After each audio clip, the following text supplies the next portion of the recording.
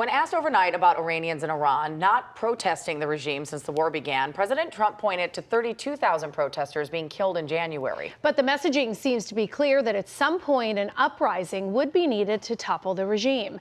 Journalist and author Fatemeh Jamalpour joins us now to share how citizens inside Iran view what's happening. Good morning. Thanks so much for joining us. Good morning. Thank you for having me.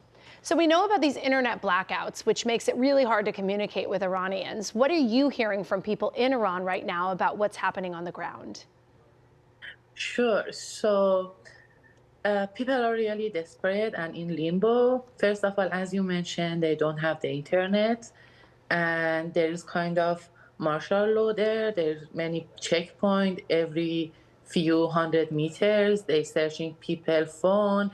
They beating people, they arresting people just for having the, VPN. And also what the regime is doing, they are targeting a stalling owner, they're arresting a stalling owner, and people don't have access to any shelter, any syringe. They are totally left by their own. That is such a tough situation. And then we hear from Israel saying that it's been receiving target locations from people inside Tehran. Some reports are saying Iranians are actually welcoming the strikes, but from what you're hearing, is that truthful?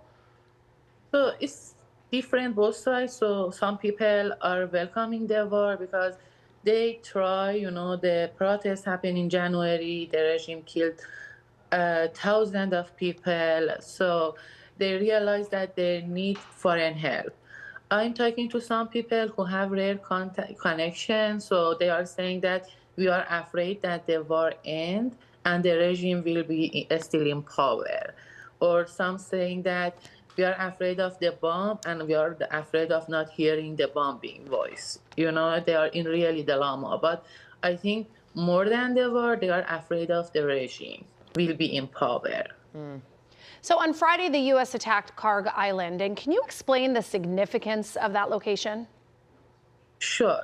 So Karg Island is like a terminal that 90% of oil exporting from Iran happened there.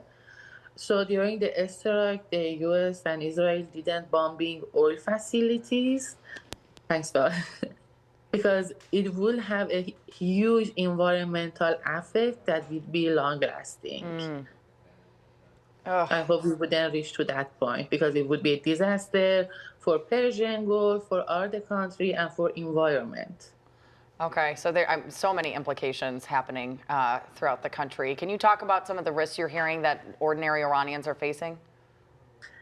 Sure. So, we are in contact with many doctors and nurses who treated the protesters. They are still in prison. About 50,000 protesters are still detained, and we don't know anything about them. Many families don't know where the protests are held, and it seems that the regime is using, detainees and prison as a human shield. They didn't release prisoners, despite it's, according to international law, they should release the prisoner. And also, when people celebrate Khamenei death, IRGC forces shoot as their window. It's really complicated, The regime suppression is increasing day by day. The head of the police said that if people come to the street for protest next time, they will consider them as enemy and their finger are in the triggers. Wow. So the exiled Iranian crown prince, Reza Pahlavi, says he has a transition team in place and he's spoken to the Trump administration and is sending messages to Iranians to wait a little longer before taking to the streets. So from what you're hearing, are people hopeful for change or worried that all of this could just make things worse?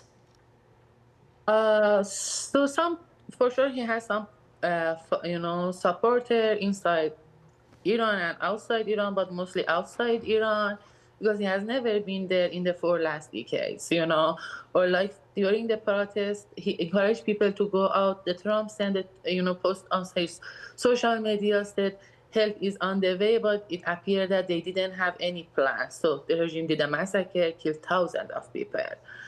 And people are really hope to get rid of the regime. And even if he could be in transition, they said we welcome him, because the only worried and main goal inside Iran is that passing this Bushra regime. Okay. Well, thank you so much for being with us and for explaining what is going on inside Iran. We really appreciate you being here this morning. Thank you for having me. Stay with CBS LA for the latest on the war with Iran. We also have a team of reporters dedicated to covering the impact here in Southern California.